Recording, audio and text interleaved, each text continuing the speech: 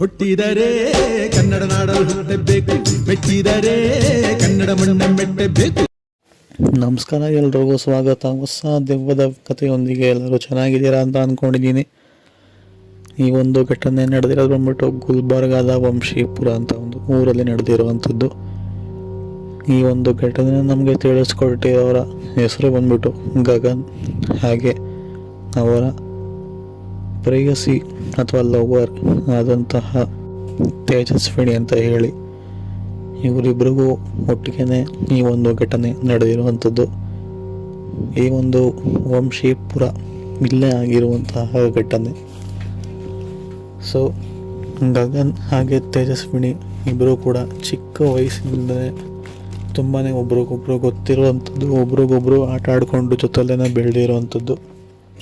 So ಓದ್ತಿದ್ದಂತಹ school, college ಎಲ್ಲವೂ ಕೂಡ ಒಂದೇ ಆಗಿತ್ತು. ಮನೆಯವರು ಕೂಡ ಇವರಿಬ್ಬರು ಪ್ರೀತಿಗೆ ಒಪ್ಕೊಂಡಿದ್ರು, ಮದುವೆನೂ ಕೂಡ ಮಾಡಿಸ್ತಿದ್ರು. ಇದೇ ಕಾರಣಕ್ಕಾಗಿಯೇ ಅವರಿಬ್ಬರು ಇನ್ನೂ ಕ್ಲೋಸ್ ಆಗಿ ಗಾಡಿಯಲ್ಲಿ ಎಲ್ಲ ಕಡೆನೂ ಕೂಡ ಸುತ್ತಾಡಿಕೊಂಡು ಬರ್ತಿರ್ತಾರೆ. ಹೀಗೆ ಒಂದಿನ ಈ ಒಂದು ವಂಶೀಪುರದ ಹತ್ರ ಒಂದು ರೋಡು.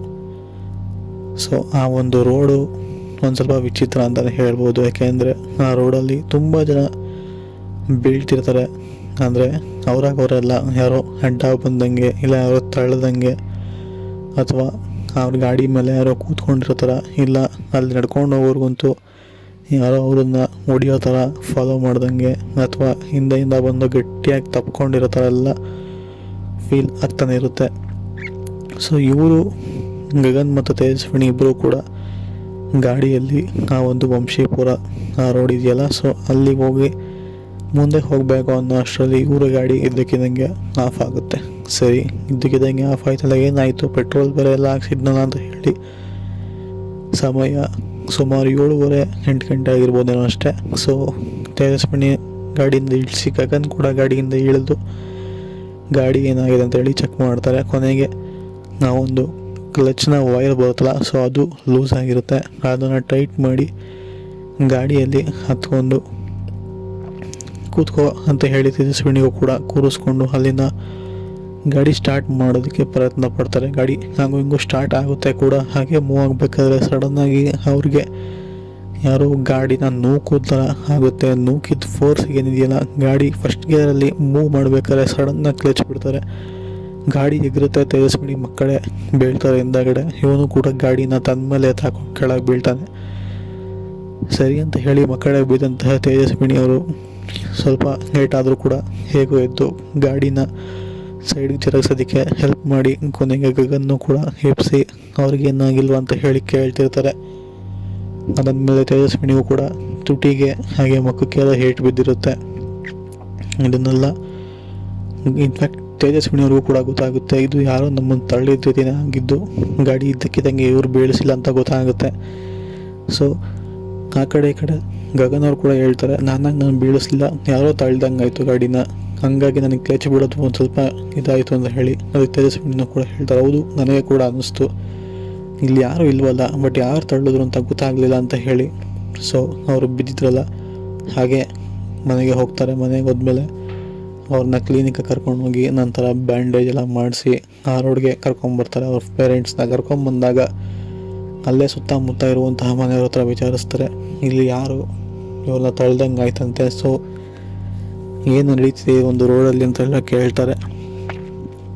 ಅದಕ್ಕೆ ಹೇಳುವಂಥದ್ದು, ಆ ಒಂದು ದಾರಿಲೇನೇ ಒಂದು ಹೆಣ್ಣು, ಹೌದು ಆ ಒಂದು ಹೆಣ್ಣು ಹಾಗೆ ಅವರ ಹುಡುಗ ಇಬ್ಬರು ಕೂಡ ತುಂಬಾ ಪ್ರೀತಿಸ್ತಾರೆ, ಮದುವೆನೂ ಕೂಡ ಆಗಬೇಕು ಅಂತ ಅಂದ್ಕೊಂಡಿರ್ತಾರೆ. ಬಟ್ ಅದೇ ದಾರಿಯಲ್ಲಿನೇ ಬರಬೇಕಾದ್ರೆ ಆ ಒಂದು ಹೆಣ್ಣನ್ನ ಹೆಲ್ತ್ ಕೆಟ್ಟಿರುತ್ತೆ. ಆದ ಕಾರಣ ಕ್ಲಿನಿಕ್ಗೆ ಕರ್ಕೊಂಡು ಹೋಗ್ಬೇಕಾದ್ರೆ ಆ ಒಂದು ಹೆಣ್ಣಿನ ಜೀವ ಇದೆಯಲ್ಲ, ಸೊ ಅದು ಆ ದಾರಿಯಿಂದ ಹೋಗ್ಬಿಡುತ್ತೆ ಇದ್ದಕ್ಕಿದ್ದಂಗೆ ಕಾರಲ್ಲಿ.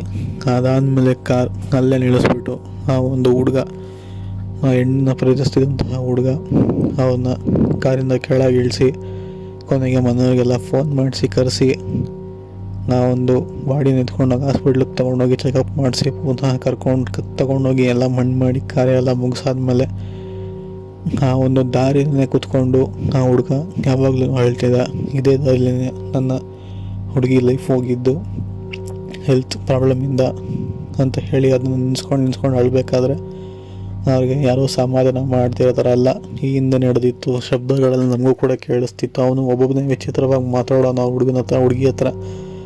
ಇದನ್ನೆಲ್ಲ ಗಮನಿಸಂತ ಅವ್ರ ಮನೆಯವರು ಆ ಹುಡುಗನ ಕರ್ಕೊಂಡೋಗಿ ಪೂಜೆ ಎಲ್ಲ ಮಾಡಿಸ್ಬಿಟ್ಟು ಈ ಊರನ್ನೇ ಬಿಟ್ಟು ಕರ್ಕೊಂಡು ಹೋಗಿದ್ದಾರೆ. ಬಟ್ ಇಲ್ಲಿ ಯಾರೇ ಬಂದರೂ ಕೂಡ ಆ ಹುಡುಗಿ ಅವ್ರನ್ನ ತಳ್ಳೋದಾಗಿರ್ಬೋದು, ಬೈಯೋದಾಗಿರ್ಬೋದು, ಅಥವಾ ಹಿಂದೆಯಿಂದ ಬಂದು ತಪ್ಕೊಳ್ಳೋ ಥರ ಈ ಥರ ಎಲ್ಲ ಮಾಡ್ತಾನೆ ಇರುತ್ತೆ. ಸೊ ಇವ್ರಿಗೂ ಕೂಡ ಅದೇನೇ ಆಗಿರೋದು ಅಂತ ಹೇಳ್ತಾರೆ.